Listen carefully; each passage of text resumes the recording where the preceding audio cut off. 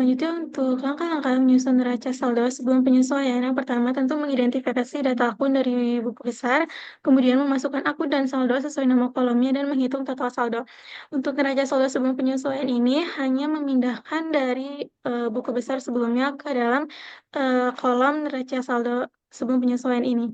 Selanjutnya ada pembuatan jurnal penyesuaian. Nah, tahapan ini adalah tahapan pembeda dari siklus akuntansi perusahaan manufaktur dan siklus akuntansi lainnya. Karena mayoritas perusahaan manufaktur ini menerapkan metode akuntansi akrual dalam pencatatan keuangannya.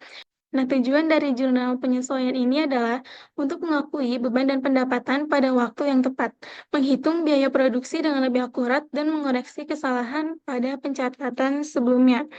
Langkah-langkah untuk menyusun jurnal penyesuaian, yang pertama tentu mengidentifikasi data akun pada transaksi yang terjadi. Nah, akun tersebut itu biasanya terdapat pada transaksi perusahaan.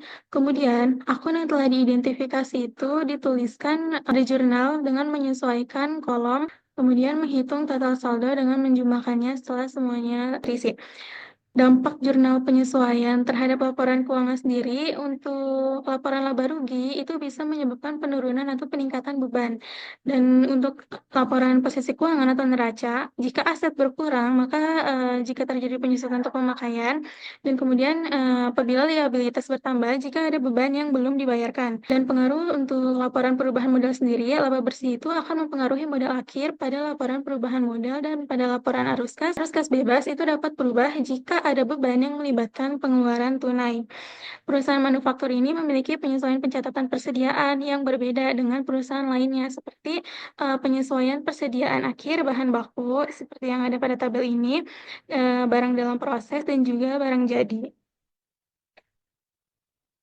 Selanjutnya ada kertas kerja. Kertas kerja ini terdiri dari neraca saldo, jurnal penyesuaian, neraca saldo setelah penyesuaian, laba rugi, dan neraca. Tujuan dari kertas kerja ini adalah untuk menggabungkan data keuangan dan mempermudah rekonsiliasi. Langkah-langkah untuk mengisi kertas kerja, yang pertama itu mengisi nama dan nomor akun. Di sini nama diisi dengan keterangan transaksi yang terjadi pada perusahaan, dan nomor akunnya ini diambil dari neraca saldo sebelumnya. Kemudian mengisi nominal neraca saldo.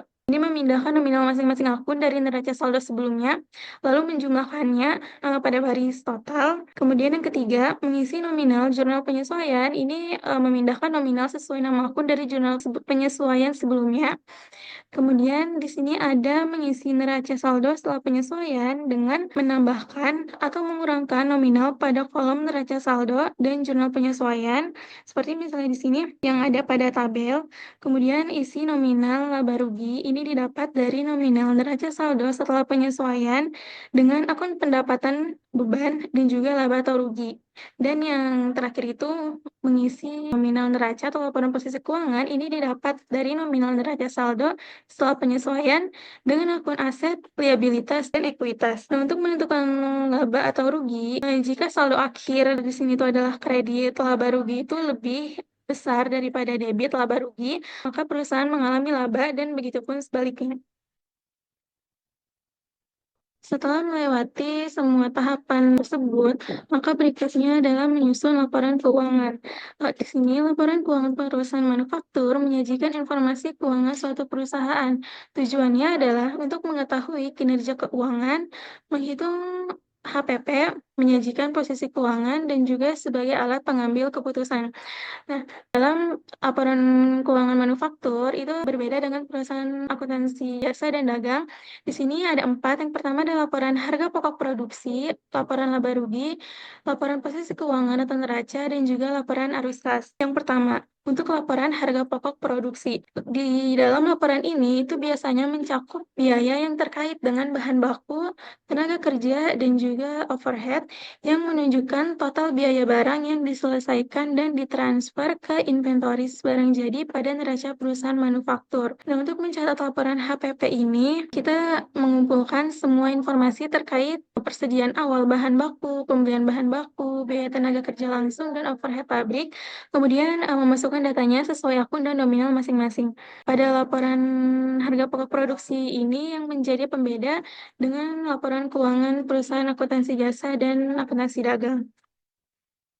Kemudian ada laporan laba rugi yang berisikan informasi mengenai akun pendapatan, beban, atau laba dan rugi. Nah, langkah untuk menyusunnya sama seperti laporan laba rugi perusahaan akuntansi jasa dan dagang pada umumnya. Yang pertama, tentu mengidentifikasikan data akun yang termasuk ke dalam akun pendapatan, beban, dan laba atau rugi. Nah, kemudian mengisi akun dan nominal. Ini diambil dari kertas kerja yang telah dibuat sebelumnya. Untuk mengisinya, itu dapat kategorikan berdasarkan sifatnya. Dan untuk menentukan laba atau rugi kotor, di sini nominal laba atau rugi kotor ini didapat dengan perhitungan total pendapatan itu dikurangi dengan total biaya atas pendapatan.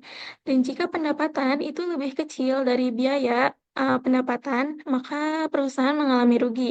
Sebaliknya, jika pendapatan lebih besar dari biaya atas pendapatannya, maka perusahaan mengalami laba. Untuk perhitungan laba atau rugi setelah operasional, di sini dihitung dengan laba atau rugi kotor ini dikurangi dengan total pengeluaran operasional, menghasilkan apabila laba atau rugi kotor ini sama dengan laba, maka tentu perusahaan akan mengalami laba.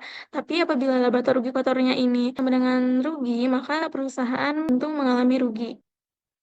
Kemudian yang ketiga ada laporan posisi keuangan atau neraca.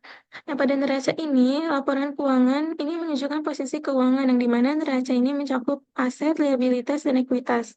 Dan langkah-langkah untuk menyusun laporan laba rugi juga sama seperti formatnya sama seperti akuntansi perusahaan lainnya, yaitu dengan mengidentifikasi data yang termasuk ke dalam aset, liabilitas, dan ekuitas, kemudian mengisi akun dan nominalnya, ini juga diambil dari kertas kerja yang telah dibuat, dan untuk mengisinya juga dapat dikategorikan berdasarkan sifatnya, seperti ada aset, aset lancar dan kas, liabilitas isinya liabilitas jangka pendek dan juga utang usaha, dan seterusnya.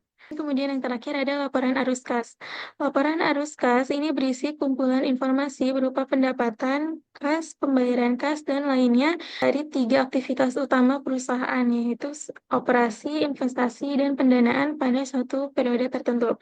Pada laporan arus kas juga ini hampir sama dengan laporan arus kas pada perusahaan lainnya. Yang menjadi pembeda adalah adanya harga pokok produksi. Dan yang terakhir di sini ada jurnal penutup. Tahap ini itu dilakukan apabila perusahaan telah mencapai akhir periode akuntansi. Jurnal penutup ini memiliki fungsi untuk menutup akun-akun seperti akun pendapatan, beban, akun laba rugi, dan juga akun prive. Untuk mencatat jurnal penutup, yang pertama mengidentifikasi data akun yang harus ditutup. Seperti yang telah disebutkan tadi, ada pendapatan, beban, laba atau rugi, dan juga prive. Kemudian mengisi akun nominal, akun dan nominalnya. Untuk menutup akun pendapatan, di sini ada pendapatan pada debit dan ikhtisar laba rugi di kredit. Dan untuk menutup akun beban, ikhtisar laba rugi di debit dan juga bebannya di kredit. Dan untuk menutup akun ikhtisar laba rugi berada di posisi debit dan juga modal berada di posisi kredit. Dan yang terakhir menutup akun pref. Jika ada modal berada di sisi debit, pref di sisi kredit. Baik, analisis laporan keuangan sendiri dalam mengambil keputusan itu sangat penting karena melalui laporan keuangan ini dapat melihat kondisi keuangan suatu perusahaan secara menyeluruh, termasuk seberapa besar keuntungan dan kerugian yang diperoleh oleh suatu perusahaan, seberapa efisien biaya produksinya, dan bagaimana aliran kas masuk dan keluarnya. Laporan keuangan pada setiap perusahaan, terkhusus untuk perusahaan manufaktur, ini untuk mengevaluasi kondisi keuangan dan operasionalnya. Nah, dengan laporan keuangan yang baik dan benar, dan juga kita dapat memahami laporan keuangan, maka perusahaan akan dapat menghindari resiko kerugian serta untuk mengoptimalkan peluang pertumbuhan di masa depan. Baik, mungkin sekian pelatihan dapat diakhiri dan semoga pelatihan ini bisa membekali pegawai baru di Rumah Tangga Indonesia dalam pemahaman mengenai pengantar akuntansi manufaktur. Saya sendiri Hilda dan rekan saya Faiz mengakhiri temuan pelatihan ini. Sampai jumpa di pelatihan berikut. Terima kasih.